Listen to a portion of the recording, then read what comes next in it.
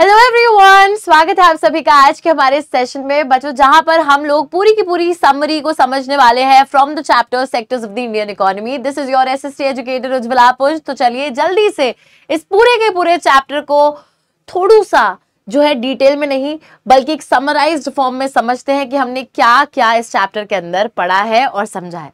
बच्चों बेसिकली इस चैप्टर के अंदर बात करी जाती है हमारी इंडियन इकोनॉमी के डिफरेंट सेक्टर्स के बारे में कि किस तरीके से हमारी जो इकोनॉमिक एक्टिविटीज है, जिन एक्टिविटीज को परफॉर्म करके हम लोग पैसा कमाते हैं, वो डिवाइडेड है।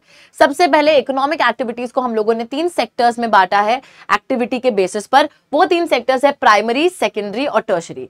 जब हम इन तीनों ही सेक्टर्स को समझते हैं तो हमें यह पता चलता है कि प्राइमरी सेक्टर के अंदर वो सारी की सारी जॉब्स आती हैं, वो सारा का सारा काम आता है जो कि नेचर को एक्सप्लॉइट करके किया जाता है, नेचुरल रिसोर्सेज का इस्तेमाल करके किया जाता है, जैसे कि खेती बाड़ी करना, माइनिंग करना, फिशिंग करना। तो ये सारी चीजों में आप नेचुरल रिसोर्सेज को यूज कर रहे हो। फिर जब आप नेचुरल रिसोर्सेज को प्रोसेस करके इंडस्ट्रियल वर्क के थ्रू किसी और चीज में कन्वर्ट कर देते हो, जैसे कि अगर आप चीनी से चॉकलेट बना रहे हैं, अगर आप एक तरीके से हम बोल सकते हैं कॉटन से, रॉ कॉटन से कॉटन का कपड़ा बना रहे हैं, या फिर टमाटर से टमेटो केचप बना रहे हैं, ये सारी की सारी एक्टिविटीज वो एक्टिविटीज है जहां पर आप उनका फॉर्म बदल रहे हो मशीनों के थ्रू, इंडस्ट्रियल एक्टिविटी के थ्रू। और ये सारी एक्टिविटीज आपकी आएंगी सेकेंडरी सेक्टर में, which is the next step after primary sector.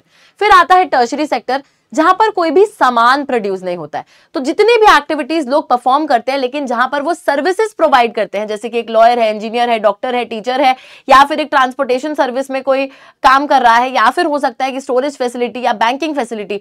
तो ये जितनी भी सर्विसेज हैं, ये सारी सर्विसेज आ जाती हैं आपके टर्शरी सेक्टर में। टर्शरी सेक्टर एक ऐसा सेक्टर है जो कि प्राइमरी और सेकेंडरी दोनों को ही हेल्प करता है, सपोर्ट करता है। इसके बाद अगर हम आगे चलते हैं, यहां पर बात आती है कंपेयरिंग द 3 सेक्टर्स, यानी कि तीनों ही सेक्टर्स के अंदर किस तरीके से कितने प्रोडक्ट्स बन रहे हैं, कितने वैल्यू जो है उसके प्रोडक्ट्स जनरेट हो रहे हैं। तो हम ना यहाँ पर एक्चुअल नंबर्स को ऐड नहीं करते, एक एक प्रोडक्ट को गिनेंगे नहीं कि क्या क्या प्रोड्यूस हो रहा है। सिंपली हम चीजों की वैल्यू को कैलकुलेट करेंगे कि वैल्यू का मतलब है कि हमें बस इतना पता लगाना है कि प्राइमरी सेक्टर में कितने वैल्यू का प्रोडक्ट प्रोड्यूस हो रहा है, कि 5 करोड़ का हो रहा है, 10 करोड़ का। तो सिर्फ वैल्यू को एनालाइज करना है।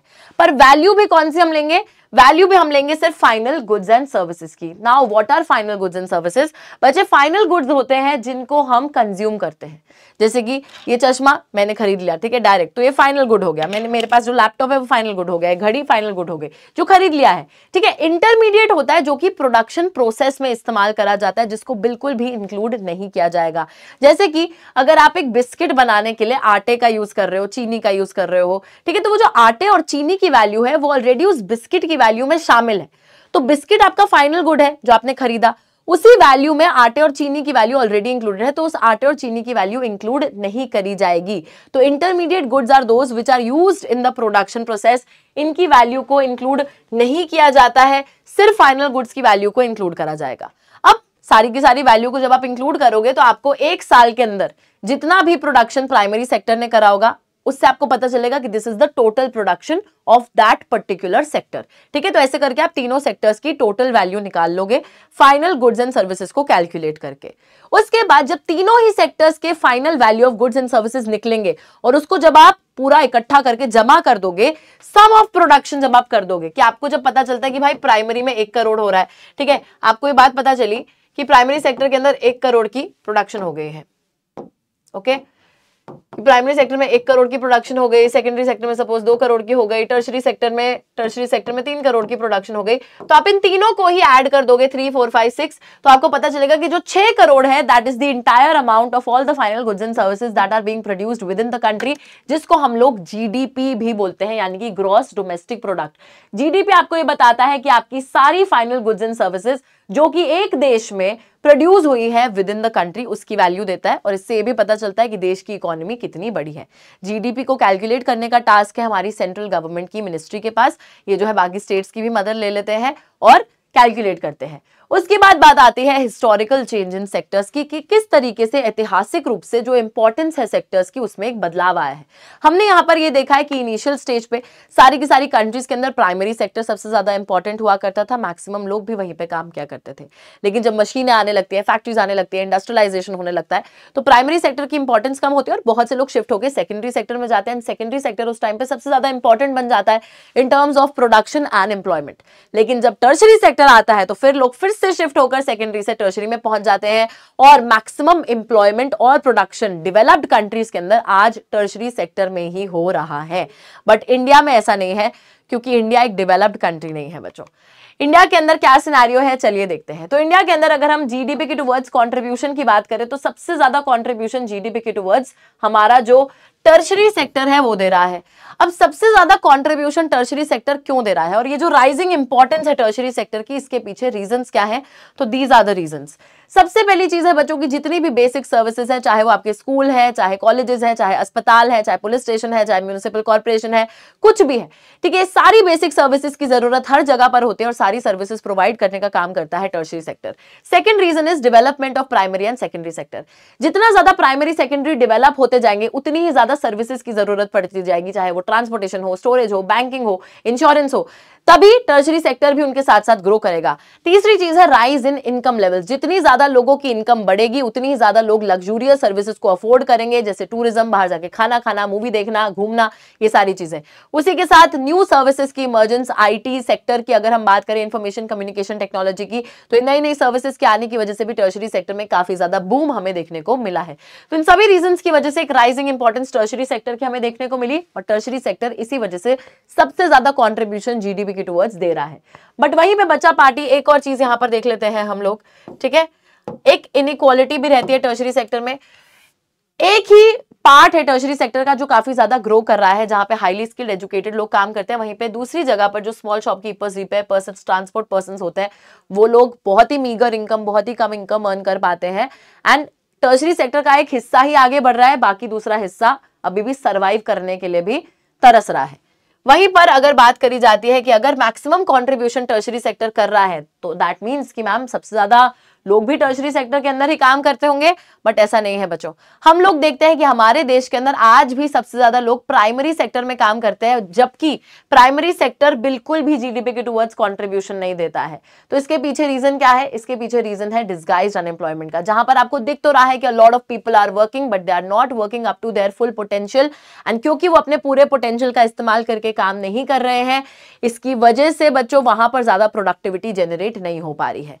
तभी यहां पर लक्ष्मी का भी एग्जाम्पल दिया जाता है। एग्जाम्पल जो है लक्ष्मी का दिया जाता है कि लक्ष्मी के फार्म पे बहुत सारे लोग काम कर रहे हैं, उतने लोगों की जरूरत नहीं है। अगर कुछ लोगों को बाहर भी निकाल दिया जाएगा तो कोई ज्यादा फर्क पड़ेगा नहीं प्रोडक्शन में। इसलिए बोला जाता है बच्चों कि disguised unemployment is like the biggest we can say a drawback of the primary sector, जिसकी वजह से यहां पर ज्यादा प्रोडक्टिविटी जनरेट नहीं हो पा रही है। So we need to create more and more jobs. हमें जो है ज्यादा से ज्यादा एम्प्लॉयमेंट क्रिएट करने की जरूरत है।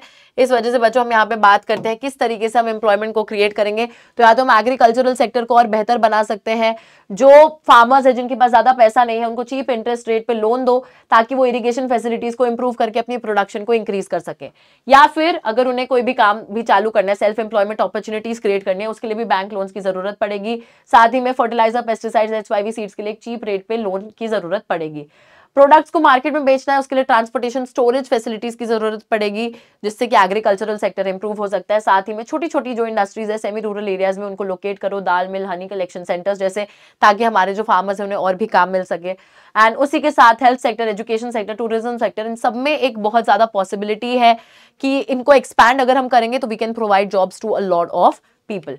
ओके, चलिए, तो यहां तक हमने ये चीजें जो है पढ़ ली हैं, sectors of economic activities, primary, secondary, tertiary sector के बारे में। तीनों सेक्टर्स को देख लिया। उसके बाद देख लिया कि कैसे हम उनको कंपेयर करते हैं, सिर्फ फाइनल गुड्स एंड सर्विसेज की वैल्यू को ही इंक्लूड करा जाता है। फिर जीडीपी की बात भी कर ली, फिर हिस्टोरिकल चेंज की बात भी कर ली कि कैसे जो है इंपॉर्टेंस लेवल में चेंज आया है। उसके बाद rising importance of tertiary sector की बात करी इन रीजंस की वजह से, एंड कहां पे सबसे ज्यादा लोग काम करते हैं, प्राइमरी सेक्टर में, बट दिक्कत है प्रॉब्लम ऑफ डिस्गाइज्ड अनएम्प्लॉयमेंट।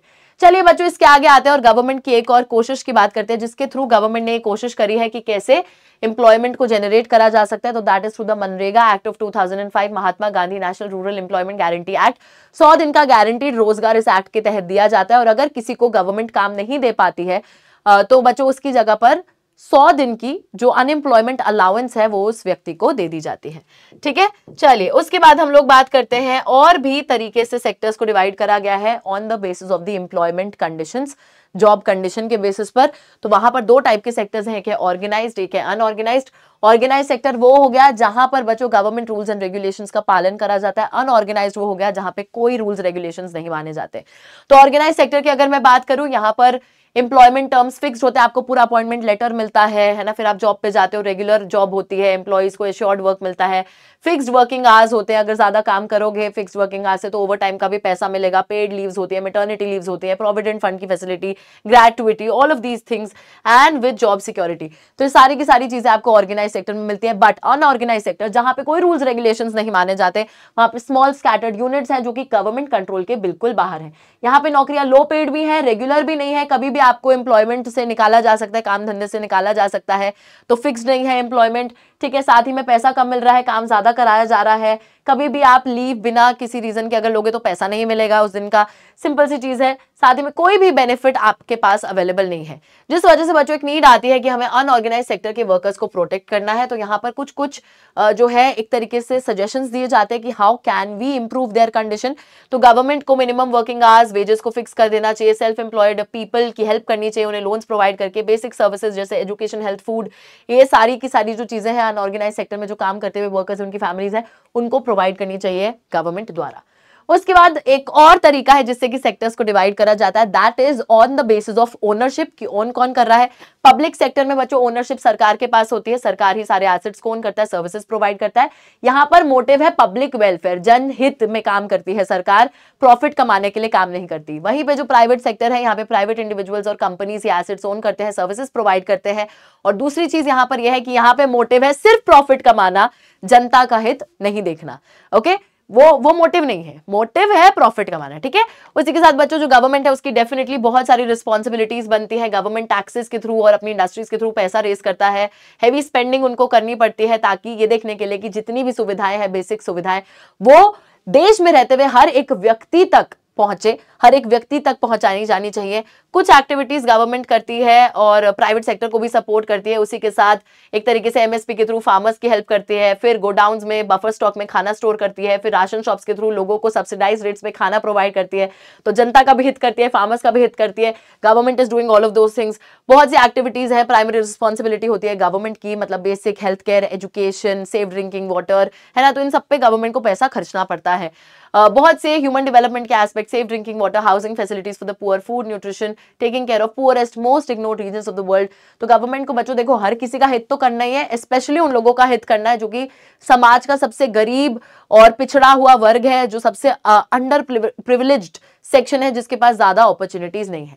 और इसी के साथ ही हमारा ये चैप्टर हो जाता है कंप्लीट बच्चों। आई होप आप लोगों को ये समराइज्ड फॉर्म में चैप्टर समझ में आ गया है। I will see you guys next time, तब तक के लिए take care and bye bye.